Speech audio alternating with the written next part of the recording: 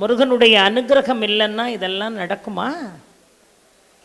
யாரை வைத்து என்ன காரியத்தை சாதிக்க வேண்டும், அது எப்படி இந்த உலகத்திற்கு பயன்பட வேண்டும் என்று முடிவு செய்பவன் யாரு?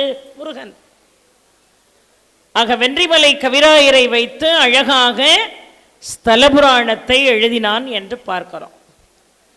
இந்த ஸ்தலபுராணத்தை படிச்சிங்கன்னு வைங்க, வீட்டில் இருக்கிற நேரம் ஒவ்வொரு ஸ்தலத்தினுடைய புராணங்களையும் எடுத்து படிக்கணும். அப்படி படிக்கும்போது நமக்கு என்ன தோணும், வாழ்க்கையில் ஒரு தடவையாவது இந்த கோயிலுக்கு நம்ம கண்டிப்பாக போயிடணும், போய் தரிசனம் பண்ணிடணும்னு தோணும்.